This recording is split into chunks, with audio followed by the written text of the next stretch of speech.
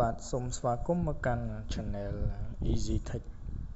សម្រាប់ក្នុងវីដេអូនេះដែរគឺខ្ញុំចង់បង្ហាញអំពីរបៀបនៃការធ្វើវីដេអូ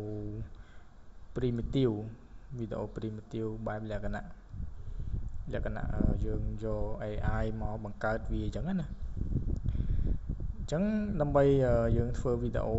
AI ដើម្បីបង្កើតជា primitive វីដេអូហ្នឹងគឺយើងត្រូវចូលទៅកាន់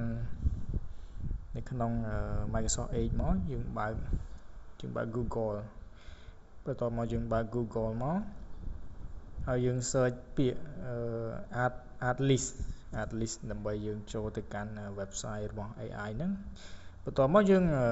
ឃើញ link មួយហ្នឹងយើងអាច open វាចូលមកដើម្បីយើង sign in ចូលប្រើប្រាស់សម្រាប់ free អញ្ចឹងកន្លែងនេះខ្ញុំសូមធ្វើការ sign in សម្រាប់ Google account របស់ខ្ញុំ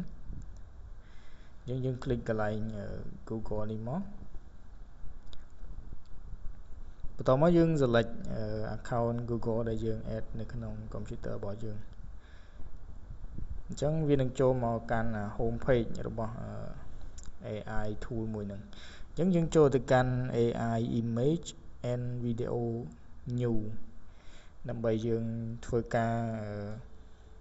ទៅសេ prompt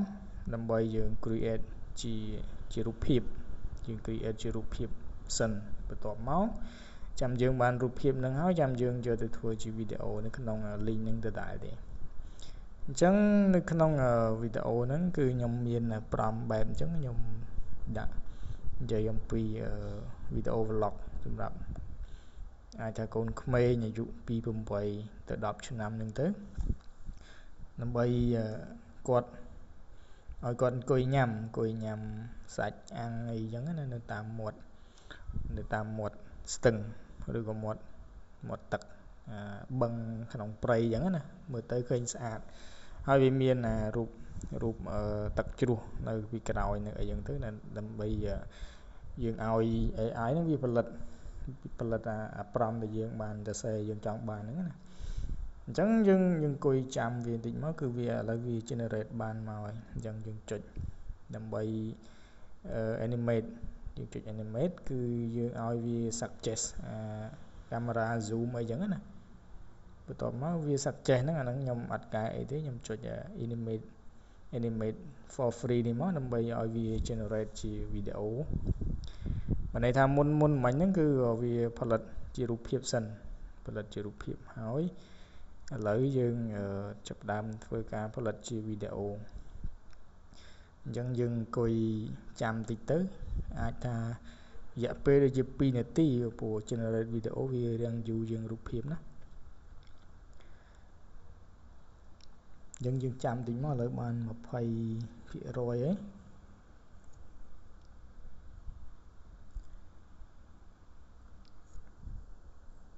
តើតែ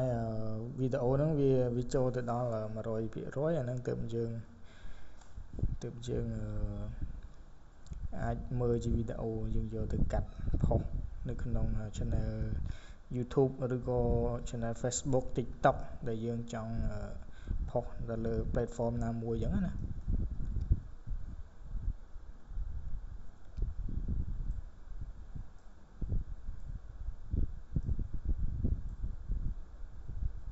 ជាងកន្លែងហ្នឹងយើងរងចាំបន្តិចទៅ2នាទីវាមិនជាយូរណាស់ណាទេ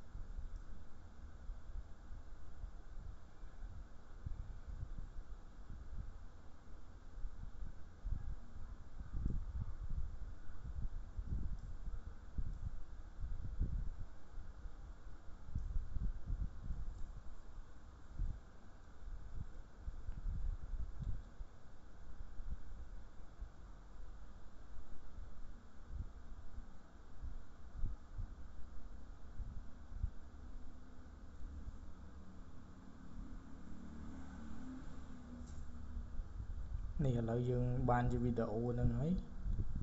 យើងចុចលើវីដេអូហ្នឹងមកដើម្បីយើងបើក bridge ឲ្យធំស្រួលយើង record